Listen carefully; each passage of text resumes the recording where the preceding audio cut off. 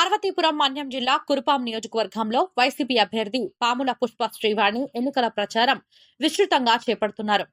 గుమ్మలక్ష్మీపురం మండలంలోని వంగర, కీసర, డోలుకోన, గిరిశిఖర ప్రాంతాలతో పాటుగా కేదారిపురం కాలనీ, మల్లుగూడ, రెల్ల గ్రామాలలో ఎన్నికల ప్రచారం చేపట్టారు. ప్రతి గ్రామంలో ఆమెకు ప్రజలు మంగళ హారతులతో ఆహ్వానిస్తూ బ్రహ్మరథం పాడుతున్నారు. రాష్ట్రంలో పార్టీలకు అతీతంగా అర్హులైన ప్రతి ఒక్కరికి సంక్షేమ పథకాలు అందించిన ఏకైక ప్రభుత్వం జగనన్న ప్రభుత్వమని ఆమె అన్నారు. ఏజెన్సీ ప్రాంతంలో పోడు వ్యవసాయం చేసిన ప్రతి గిరిజన రైతుకు భూమి హక్కు పట్టాలతో పాటుగా రైతు భరోసా కల్పించిన ఘనత వైఎస్ జగన్మోహన్ రెడ్డిదని ఎందరో ముఖ్యమంత్రులు అందించని సంక్షేమం జగనన్న అందించారని తెలిపారు. వైసీపీ ప్రభుత్వంలో సంక్షేమ పథకాల ద్వారా లబ్ధి పొందని వ్యక్తి ఎవరూ లేరని ఆమె వ్యాఖ్యానించారు. 2024 ఎన్నికలలో మళ్లీ రాష్ట్రంలో జగనన్నను సీఎం చేయాలని, ఆయన ముఖ్యమంత్రి అయితేనే సంక్షేమ పథకాలన్నీ కొనసాగుతాయన్నారు.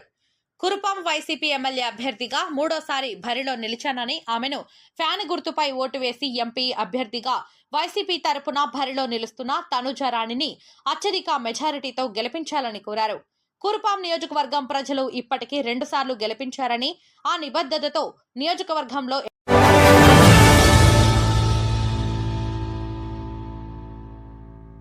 పార్వతీపురం మన్యం జిల్లా కురుపాం నియోజకవర్గంలో వైసీపీ అభ్యర్థి పాముల పుష్ప శ్రీవాణి ఎన్నికల ప్రచారం విస్తృతంగా చేపడుతున్నారు. గుమ్మలక్ష్మీపురం మండలంలోని వంగర, కీసర, డోలుకోన, గిరిశిఖర ప్రాంతాలతో పాటుగా కేదారిపురం కాలనీ, మల్లుగూడ, రెల్ల గ్రామాలలో ఎన్నికల ప్రచారం చేపట్టారు. ప్రతి గ్రామంలో ఆమెకు ప్రజలు మంగళ హారతులతో ఆహ్వానిస్తూ బ్రహ్మరథం పాడుతున్నారు. రాష్ట్రంలో పార్టీలకు అతీతంగా అర్హులైన ప్రతి ఒక్కరికి సంక్షేమ పథకాలు అందించిన ఏకైక ప్రభుత్వం జగనన్న ప్రభుత్వమని ఆమె అన్నారు. ఏజెన్సీ ప్రాంతంలో పోడు వ్యవసాయం చేసిన ప్రతి గిరిజన రైతుకు భూమి హక్కు పట్టాలతో పాటుగా రైతు భరోసా కల్పించిన ఘనత వైఎస్ జగన్మోహన్ రెడ్డిదని ఎందరో ముఖ్యమంత్రులు అందించని సంక్షేమం జగనన్న అందించారని తెలిపారు.